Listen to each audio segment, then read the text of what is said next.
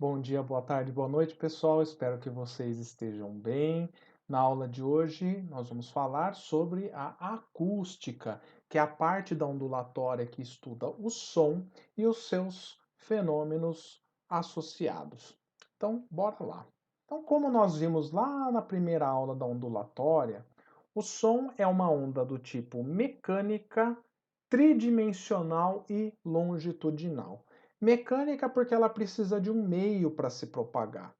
Tridimensional porque ela se propaga nas três dimensões e longitudinal porque as suas oscilações ocorrem na mesma direção em que a onda se propaga, tá? Então, essa propagação do tipo longitudinal pode ser vista por meio desse GIF animado aqui. Então, pegando no caso um exemplo de uma caixa de som em que essa caixa, né, o cone fica vibrando, indo para frente e para trás, empurra o ar numa dada frequência. Então, ele cria regiões de compressão e rarefação no ar. E essas regiões elas vão se propagando pelo ar, transmitindo o som. E aí, dependendo da frequência, você vai ter uma percepção sonora diferente. E como é que a gente representa o som? A gente costuma representá-lo tal como fazíamos com as ondas transversais, tá? Porém, saiba que é apenas uma representação, porque a onda sonora é longitudinal. Mas a representação se dá pensando num gráfico de variação da densidade pela distância ou da variação da pressão pela distância. Por quê? Porque nas regiões onde eu tenho o ar mais comprimido, eu tenho um aumento de pressão, então eu posso construir esse gráfico que ele vai ter a cara de uma crista. E nas regiões de rarefação eu vou ter uma diminuição da densidade e da pressão, então eu vou ter um vale, tá? Então é assim que a gente pode representar uma onda sonora, tá bom? E por fim, né, não se esqueçam que por ela necessitar de um meio para se propagar, a sua velocidade vai depender do meio, tá? Então é isso que nós vamos falar agora, das propriedades. Lembrando então que a frequência, como vocês já sabem, ela depende da fonte que está gerando. Então nesse exemplo aí que nós discutimos, vai depender aí da frequência da caixa de som, dessa oscilação do vai e volta num dado tempo, tá? Já a velocidade, ela vai depender do meio, tá? No caso do ar, o som ele se propaga a 340 metros por segundo se o ar estiver a uma temperatura aí de 15 graus Celsius. Então o som ele vai depender da temperatura do meio, tá? Do ar no caso. Só que para outros meios, a velocidade muda também. Só para vocês terem uma ideia, nos sólidos, a velocidade do som é maior do que nos líquidos, que é maior do que nos gases, tá? Isso porque os sólidos, eles resistem mais à compressão do meio, porque no fundo a velocidade do som, ela depende tanto da densidade do meio quanto da propriedade de compressibilidade do meio, tá? Já o comprimento de onda da onda sonora é a distância entre duas regiões de rarefação ou duas regiões de compressão, como vocês podem ver aí no gráfico, tá? Então é por isso que é mais fácil a gente fazer assim. E não se esqueçam que ela vai depender da velocidade do som do meio e da frequência. Então, se a gente pegar a equação fundamental da ondulatória, V igual a lambda F, a gente isolando o lambda, a gente vê essa dependência da velocidade e da frequência. Agora vamos para as qualidades fisiológicas do som. A primeira qualidade sonora é a altura. Embora o nome pareça estar associado a volume ou intensidade sonora, a altura está associada à frequência, tá? Então, o que ela vai fazer, essa qualidade, é diferenciar sons altos de sons baixos. Ou melhor, né? Sons graves de sons agudos, ok? Então, saiba que um som mais grave, um som baixo, é aquele em que a frequência é baixa. Já um som alto ou agudo é aquele que tem uma frequência mais alta. Então, aí na representação nossa, a gente consegue perceber isso facilmente, que o som alto ele tem uma frequência maior, tá? E é interessante que nós, seres humanos, temos uma faixa de frequências que a gente consegue captar, né? Então, o nosso sistema auditivo, ele consegue perceber sons que estão entre 20 Hz e 20.000 Hz aproximadamente. É claro que com o passar da idade, a gente vai perdendo essa capacidade, mas a faixa é mais ou menos essa, tá? E que também pode variar aí de humano para humano, tá bom? E a gente diz que abaixo de 20 Hz, a gente classifica o som como infrassom, que é o som emitido por alguns elefantes, mas a gente não consegue perceber. O som é onde a gente realmente escuta e acima de 20.000 Hz nós temos o ultrassom, que vocês já devem ter ouvido falar, que é a faixa sonora utilizados aí nos equipamentos de ultrassonografia, né? Então esses aparelhos eles emitem essa frequência de som acima de 20.000 Hz e através do eco dentro dos nossos órgãos eles conseguem captar esse som e fazer um imageamento, né? Por exemplo, fazer um ultrassom do bebê, né? Essa também é a técnica usada pelos sonares, né, para detectar distâncias, né, entre um anteparo e um. Então, eu estou aqui no programa Soundcard Oscilloscope para mostrar para vocês as frequências das notas musicais. Então, vamos começar pela nota Dó do violão, a mais grave, tá? Que tem o som mais baixo. Ela começa em 264 Hz. Ré, Mi, Fá, Sol, Lá, Si, Dó. Então, percorremos uma oitava e repare que a frequência desse segundo Dó é o dobro daquela do primeiro. Então, como nós já falamos naquela aula de fenômenos ondulatórios, quando a gente discutiu o fenômeno da difração, veja que o comprimento de onda está numa faixa da maioria das coisas, né, do nosso mundo macroscópico. Os objetos da nossa casa, os objetos externos da nossa casa, ficam aí nessa ordem de grandeza, de 1 metro, 10 metros, 100 metros. Isso implica que o som ele tem uma alta capacidade em difratar, né, em desviar dos anteparos. É por isso que a gente consegue ouvir sons aí atrás de um muro, de uma parede, tá ok? A segunda qualidade fisiológica do som é a intensidade. Agora sim nós estamos falando, né, da grandeza que está associada ao volume, tá bom? Então aqui ela vai diferenciar, né, sons fortes de sons fracos, tá?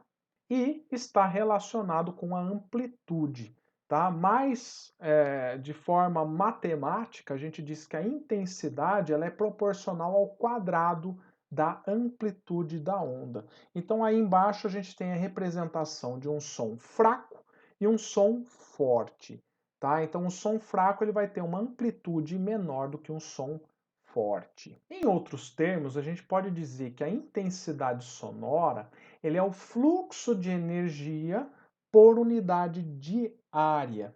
Então, conforme o som ele vai se afastando da fonte, a gente sabe que a intensidade sonora ela vai diminuindo.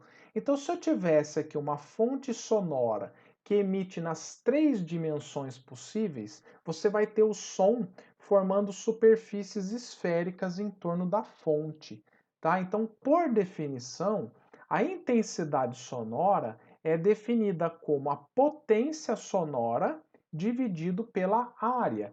Então, quanto maior for a potência emissora da fonte, maior tende a ser a intensidade sonora. Porém, a intensidade ela vai depender também da distância onde você está. E você tem que pensar que essa energia ela vai sendo dissipada conforme ela vai se afastando da fonte, né? E se eu pensar nessa fonte de novo, transmitindo o som em 3 dimensões e formando essas superfícies esféricas, A área dessa superfície é 4πr². Então, veja que a intensidade sonora ela cai ao quadrado da distância, tá? E essa intensidade ela tem unidade de watts por metro quadrado, tá? E o que acontece? A nossa orelha, o nosso sistema auditivo, ele tem um limiar, quer dizer, a intensidade mínima em que a gente consegue perceber o som. E o nosso limiar, ele vale 10 a menos 12 watts por metro quadrado. Professor, mas eu nunca ouvi falar dessa intensidade sonora. É que a gente está acostumado no dia a dia a falar sobre o nível sonoro. Então vamos lá entender o que é o nível sonoro em decibéis. Já que o nosso limiar é 10 a menos 12, né, então a ideia seria criar uma nova escala. Para isso, vamos comparar com algumas intensidades. Então, quando você tem duas pessoas, uma pessoa sussurrando, a intensidade ela é cerca de 100 vezes maior do que o nosso limiar. Isso dá, em potência de 10, 10 ao quadrado e zero. Se a gente pegar lá uma sala bem silenciosa, como uma biblioteca, a gente vai ter cerca de 10.000 vezes a intensidade do limiar de ouvido. Então, passando isso em potência de 10, 10 à quarta e zero. Já uma conversa é da ordem de 10 à sexta e zero. Então você está percebendo que essa intensidade ela vai crescendo exponencialmente, ela cresce muito rápido, né? Então você está falando, se a conversa é 10 à sexta, imagine o som produzido por um avião quando você está perto ali do motor. Então, o que a gente faz? Criou-se uma escala, que é o nível sonoro, N, que para essa intensidade nossa, ela vai ser 0 Bel, tá? E aí, se a gente tem um sussurro, então esse nível sonoro vai ser de 2 Bel. E aí, para a gente melhorar um pouquinho essa unidade, ao invés de escrever como 2 Bel, a gente coloca o prefixo dec. E aí, ao invés de 2 Bel, escrevemos 20 decibéis. Tá? E aí vocês estão percebendo que o 10 à quarta vai ser 4 Bel, que é o 40 decibéis. Conversa, 60 decibéis. Então, o que nós estamos fazendo aqui é pegando o expoente aqui como sendo o nível sonoro. E, claro, multiplicando ele por 10 na unidade de decibéis. Fazer essa relação, o expoente aqui é dado pelo logaritmo. Então, o nível sonoro é definido como 10 log de I sobre I0 em unidades de decibel. Se, por exemplo, você tiver um som chegando no seu ouvido de intensidade 10 a menos 7, qual é o nível sonoro em decibéis? Então, basta a gente pegar a expressão do nível sonoro, que é 10 log de I sobre I0, e substituir o 10 a menos 7 e o 10 a menos 12 do limiar de audição. Se a gente fizer essa continha, né? Então aqui, menos 7 e menos 12 subtrai expoentes, vai dar 10 a quinta. Lembrando da propriedade da potência dentro do log, então sai o expoente, multiplicando aqui, e aí vai sobrar o quê? Log de 10 na base 10 aqui. Lembrando que log de 10 na base 10 é 1, eu vou ter então 5 vezes 10, 50 decibéis. Ou 50 decibéis, é o correto falar. Por fim, a terceira e última qualidade fisiológica do som é o timbre. O timbre é a qualidade que diferencia sons de mesma altura, mesma intensidade, porém tocados por instrumentos diferentes ou pessoas diferentes, né? E esta qualidade ela está associada à forma da onda. Então, veja só, um diapasão, que era um instrumento aí muito utilizado pelos músicos para afinar o violão ou o violino, ele emite uma nota, uma frequência pura, geralmente é o Lá, em 440 Hz. E você pega a forma da onda, ela é praticamente um formato senoidal. Agora, quando você pega um outro instrumento, como a flauta, o violino, o violão e toca esse mesmo Lá, você percebe que a onda ela não tem esse formato simples, tá? Então isso é o timbre. O timbre ele é dado pelo formato diferente da onda. Mas veja que em todas elas você tem o mesmo padrão de frequência, tá? Nesses três exemplos aí a frequência é a mesma, o comprimento de onda é o mesmo, porém o que mudou foi o formato da onda. Então agora vamos falar sobre alguns fenômenos ondulatórios que ocorrem com o som, começando pela reflexão.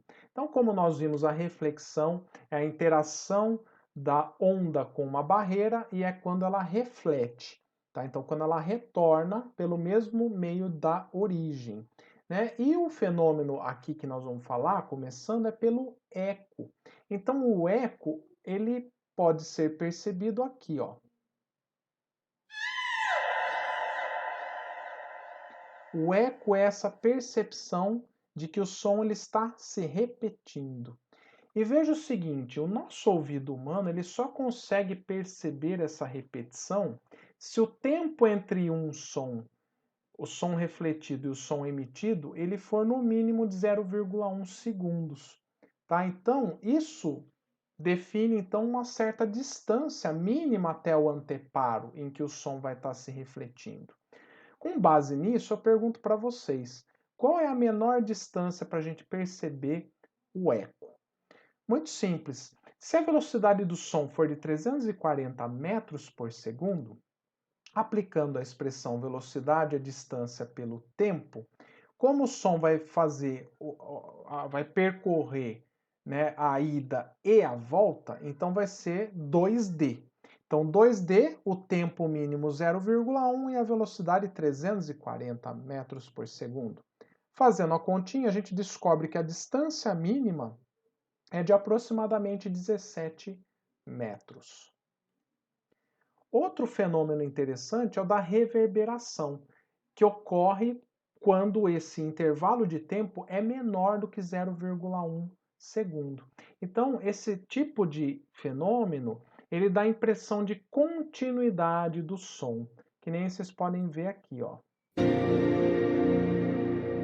Então, você está percebendo que esse som ele reflete nas paredes, né? Você tem múltiplas reflexões, e como o tempo dessa reflexão é inferior a 0,1 segundo, você não vai ter a percepção de um eco, mas sim de uma continuidade do som.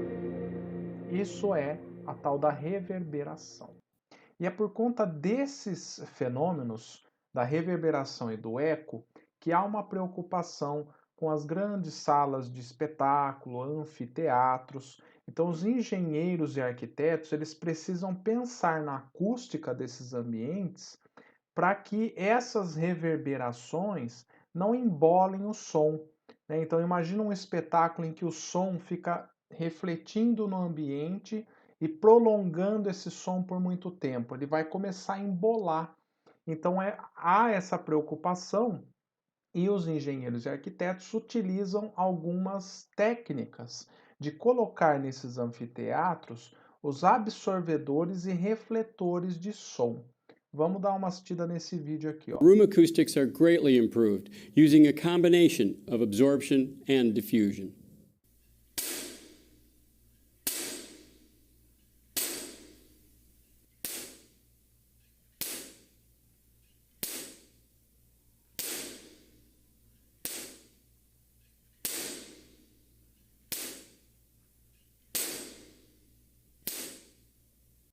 A diferença sonora é muito grande, né? Então, a ideia é que os absorvedores absorvam uma parte desse som e os refletores eles vão refletir uma parte desse som para diferentes locais. Então, aí eles acabam gerando interferências destrutivas, favorecendo a destruição mais rápida do som. Um outro fenômeno ondulatório interessante que a gente está acostumado a perceber no nosso dia a dia é o efeito Doppler. Tá? O efeito Doppler é o fenômeno em que a gente observa nas ondas quando ouve o som, quando elas são emitidas ou refletidas por uma fonte em movimento relativo ao observador. Então, o que a gente percebe é que o som ele tem uma frequência alterada. Então, quando essa fonte, por exemplo, está se aproximando, a gente nota um aumento da frequência. Perceba aqui na frente do carro como a frequência ela aumenta. Já quando a fonte se afasta, o que a gente acaba observando é uma frequência menor, tá? Então aqui é outro exemplo, né? Quando a fonte está em repouso, você tem uma frequência fixa. Se a fonte está em movimento, a frente dessa onda, ela vai ter um aumento de frequência e a parte de trás dessa onda vai ter uma diminuição da frequência. Esse fenômeno produz aquele efeito de quando passa um carro por nós, a gente percebe um aumento de frequência, né? Então ele vem. Então a frequência é alta, depois a frequência é baixa. E é por conta desse fenômeno. Num caso limite que acontece com os aviões que são supersônicos, ou seja, ultrapassam a velocidade do som, ocorre o efeito da quebra da barreira do som. No instante em que o avião atinge a velocidade do som no ar, o que acontece é uma superposição dessas frentes de onda, gerando uma grande mudança de pressão, de densidade, que chega até a fazer com que as gotículas de água presentes no ar, elas se condensem, formando essa nuvem bonita aí. Tá? Então, esse fenômeno ocorre na quebra da barreira do som. E o que é interessante é que essas ondas, elas têm o poder de causar impactos grandes. E aqui eu vou mostrar dois vídeos para vocês.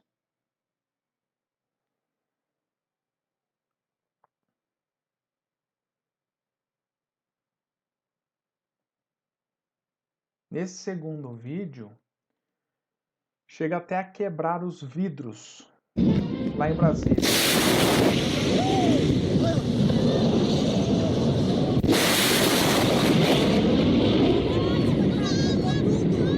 Quebrou?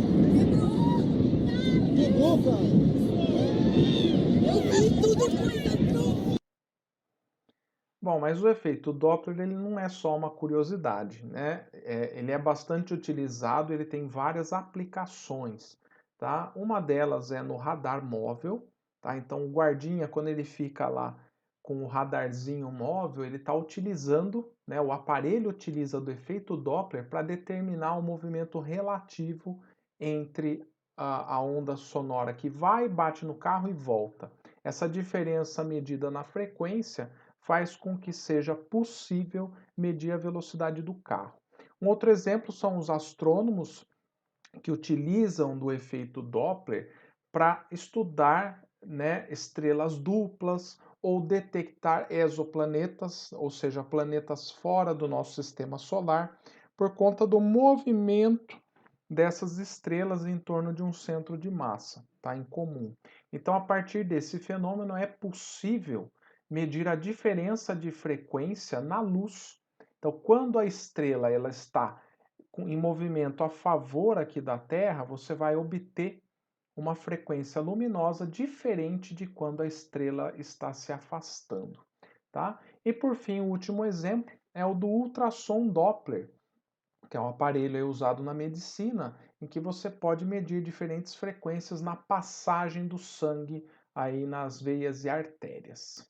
Mais um fenômeno interessante é o da ressonância, tá? Que ocorre quando um corpo é excitado por uma onda que possui uma frequência igual a uma das frequências naturais do corpo. O que vocês estão vendo aí na figura é ele batendo numa tacinha de vidro, né?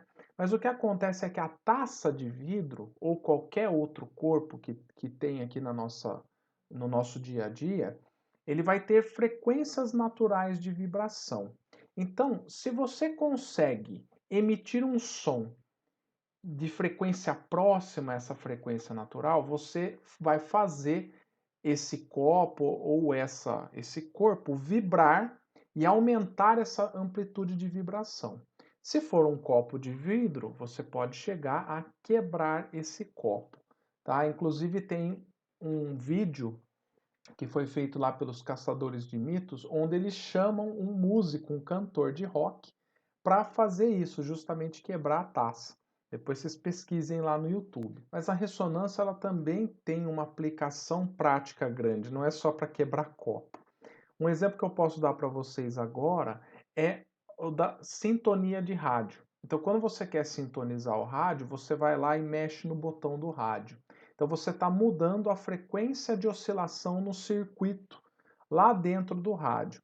Um circuito que é de corrente alternada, ele vai ter uma frequência de oscilação.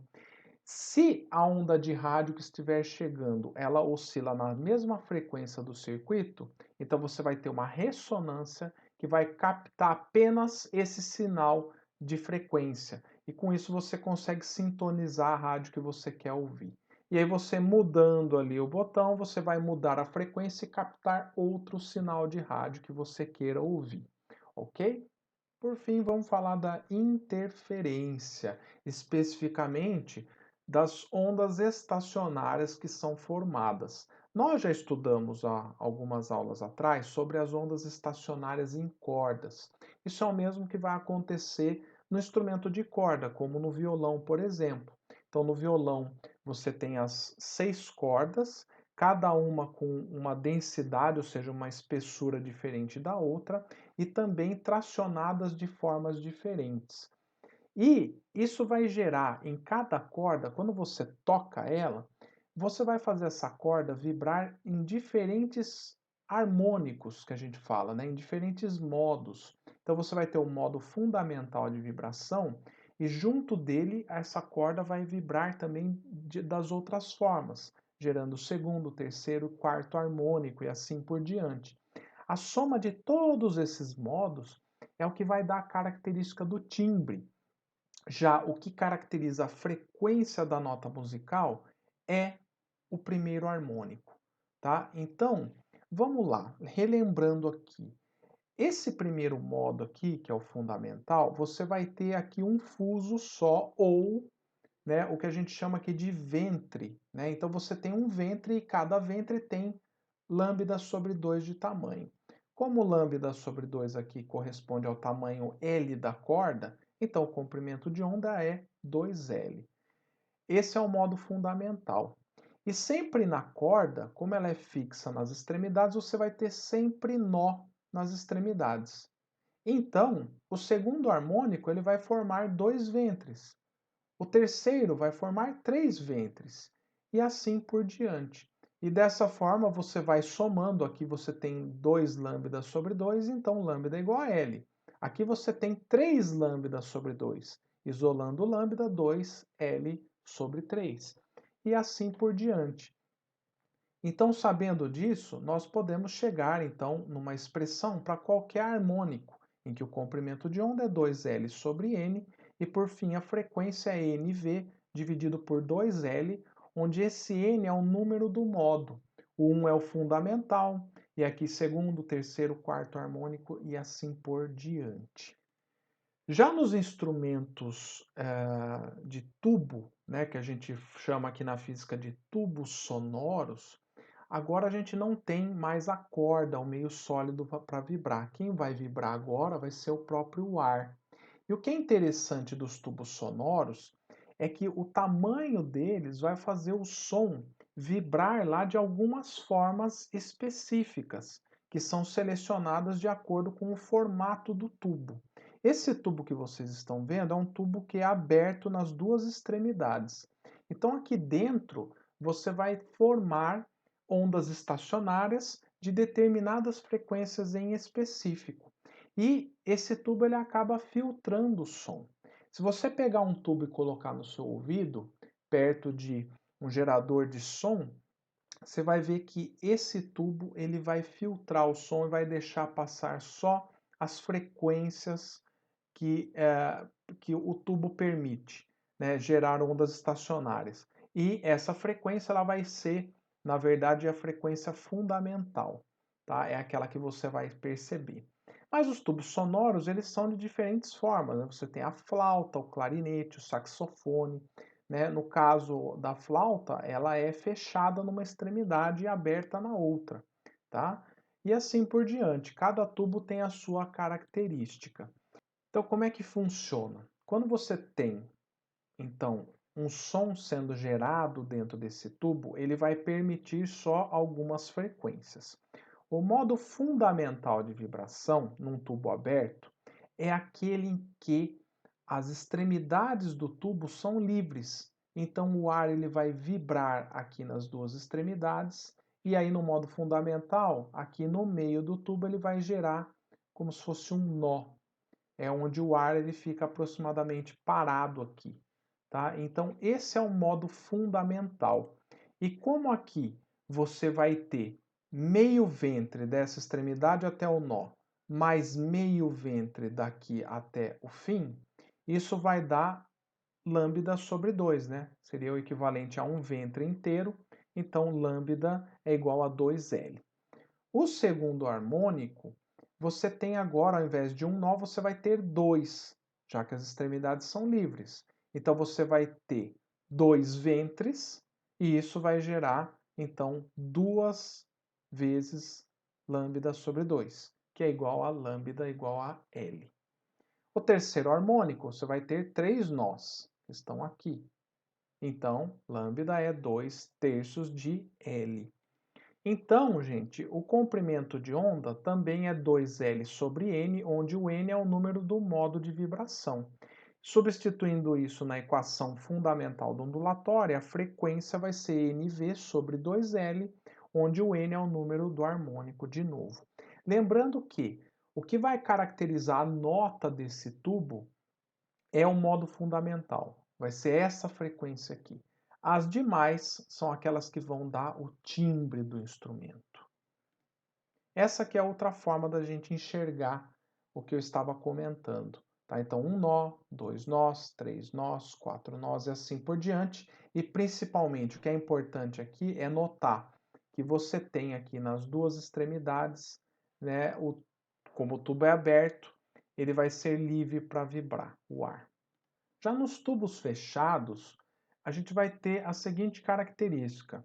Nós sempre na parte fechada vamos ter um nó e na outra extremidade o ar vai poder vibrar livremente. Então, nesse tipo de tubo, veja que o modo fundamental, ele não vai chegar a formar um ventre completo. Você tem aqui, ó, um ventre é lambda sobre 2. Nesse caso aqui, como é metade de um ventre, aqui é lambda sobre 4. Ou seja, L é igual a lambda sobre 4. Isolando lambda, lambda é 4L. O próximo modo de vibração que é formado vai ser então um nó aqui na extremidade e mais um nó aqui. Então nós vamos ter um ventre completo, tá vendo? De nó até nó, isso aqui é lambda sobre 2. E aqui nós vamos ter mais metade de um ventre, então por isso lambda sobre 4. Somando esses dois aqui, isso tem que dar L, correto? Então, nós vamos ter aqui 3 lambda sobre 4 e, portanto, L, né, o lambda vai ser 4L dividido por 3. O quinto harmônico, você vai ter 3 nós. Então, fazendo esse mesmo raciocínio, ó, lambda sobre 2, lambda sobre 2 e lambda sobre 4. Somando tem que dar L, então lambda é 4L sobre 5. Se a gente fizer a regrinha para um N, então aqui colocando, sendo o N o número do modo de vibração, lambda vai ser 4L sobre N e a frequência NV sobre 4L. Então, para os tubos fechados, como só vão formar os harmônicos ímpares, então o N só pode ser ímpar. Lembrando que no tubo fechado, quem vai dar a característica do som, então, da nota musical, é o modo fundamental. Os demais eles vão dar o timbre, né, que é a forma da onda. Então, nessa representação estática, a gente vê a formação dos modos de vibração dentro do tubo.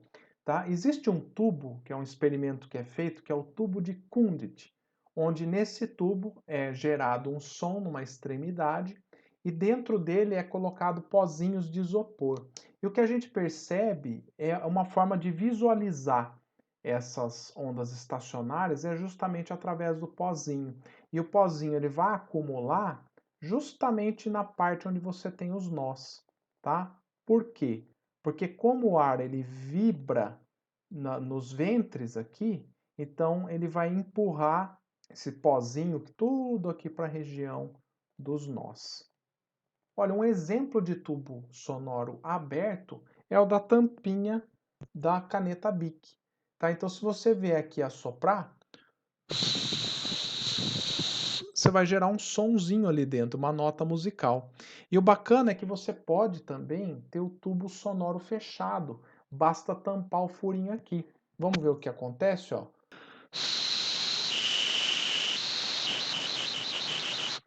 Veja que a frequência muda. Com o tubo fechado, a frequência diminui, né?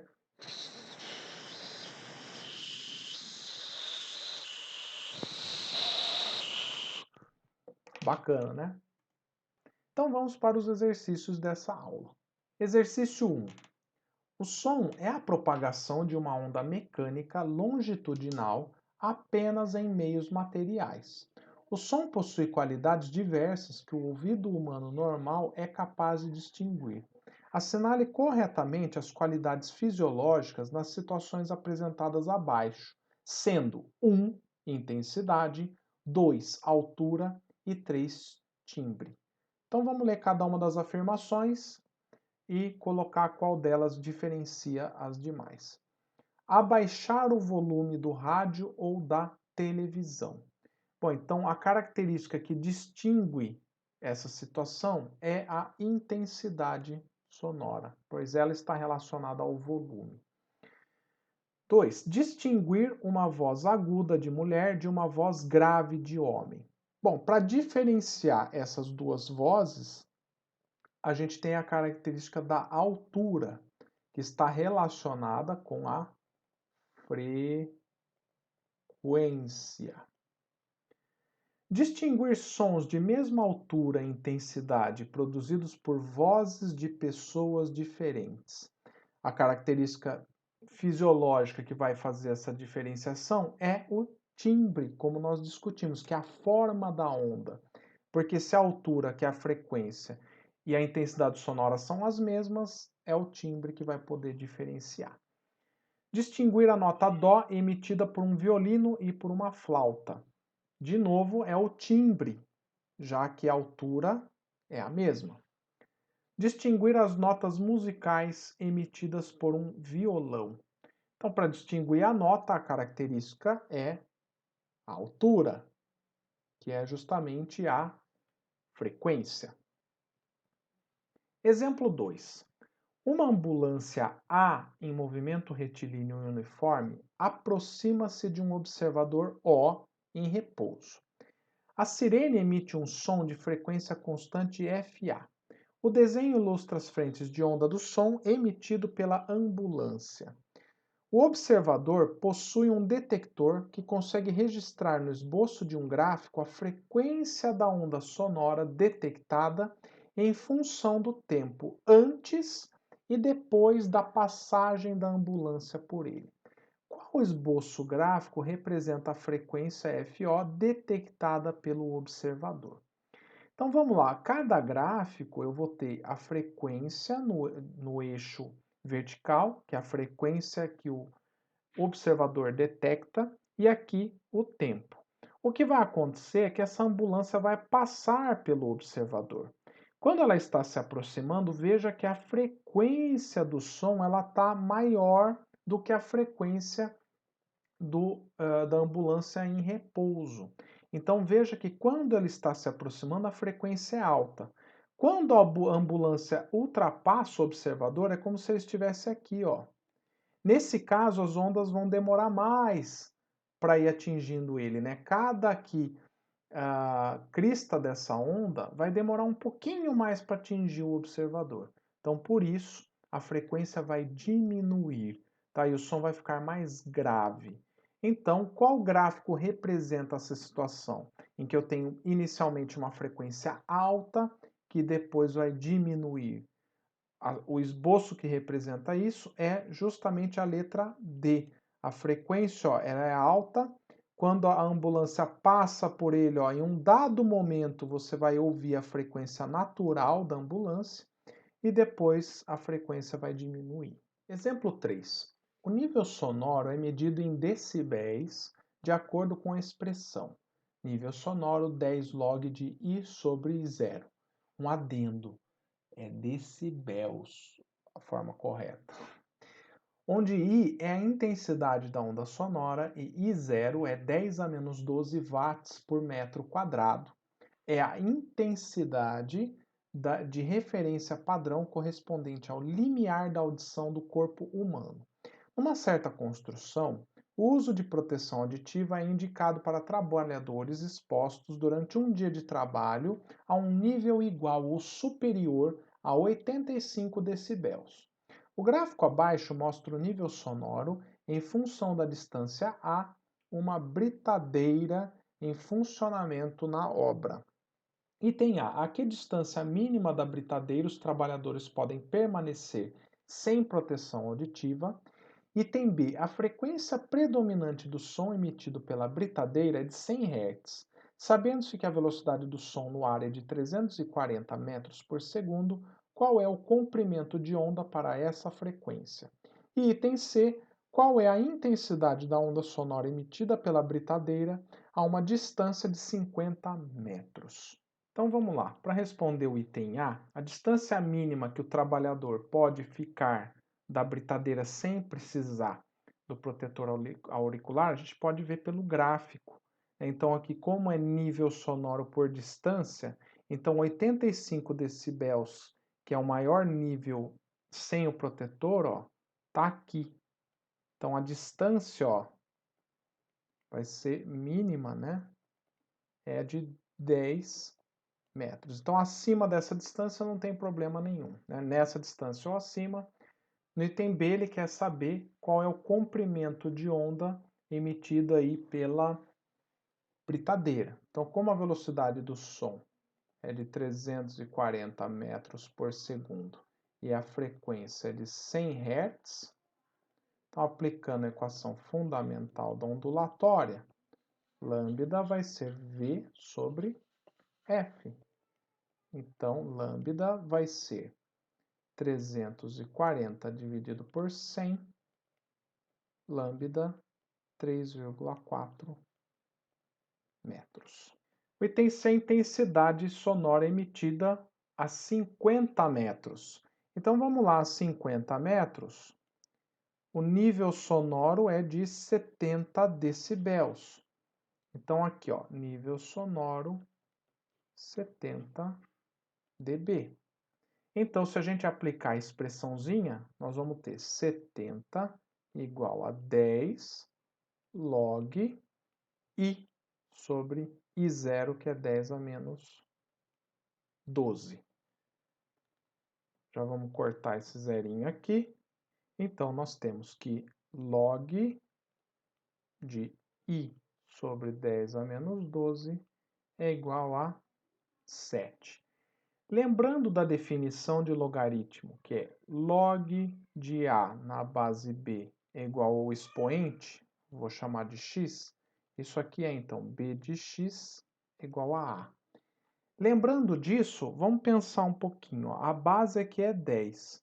Então a gente tem que 10 elevado a 7 tem que ser igual a I dividido por 10 a menos 12.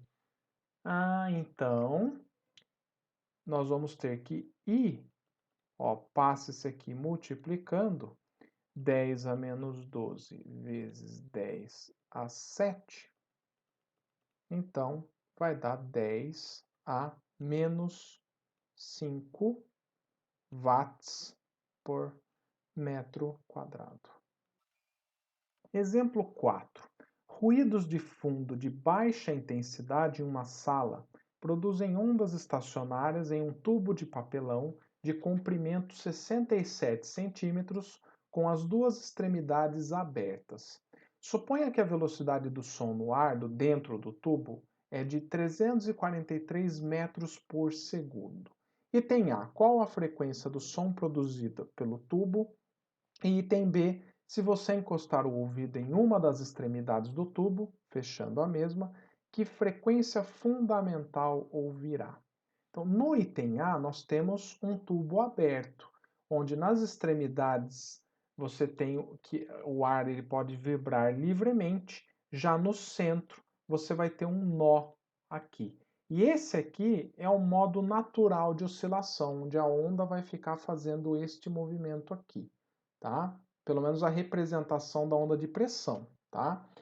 Então, essa aqui vai ser a condição fundamental de vibração, onde nesse lado aqui eu tenho lambda sobre 4 e aqui também, né? Porque seria meio ventre e um nó aqui. Então, eu vou ter aqui, para esse tamanho do tubo aqui, L, eu vou ter que L é igual a lambda sobre 2, que é a soma de lambda sobre 4 mais lambda sobre 4. Então, o lambda é igual a 2L. Portanto, V é lambda vezes a frequência é V dividido pelo lambda, então, substituindo, né, V dividido por 2L.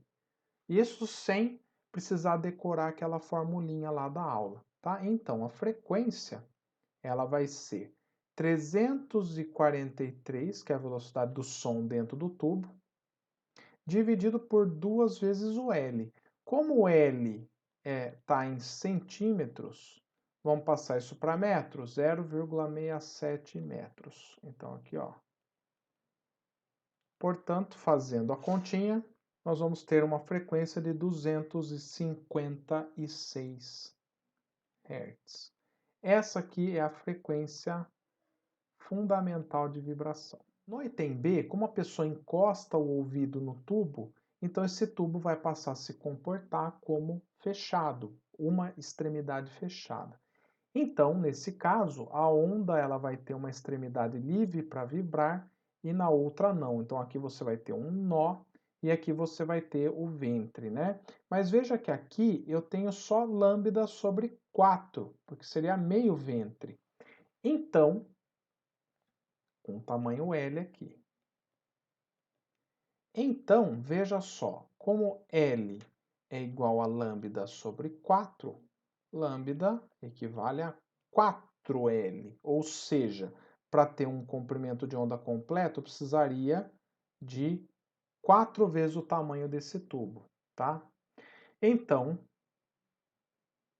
como velocidade é lambda vezes F, a frequência vai ser V sobre lambda F V dividido por 4L. Substituindo os dados, velocidade 343, 4 vezes 0,67. Então,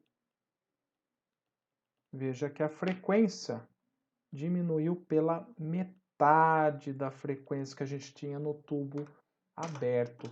Ou seja, o som ficou mais grave. E veja que é isso que acontece com a tampinha da BIC. Veja que com o tubo aberto, eu venho aqui, ó. Eu tenho esse som.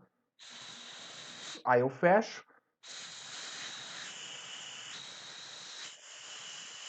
Ele fica mais grave. Bacana, né?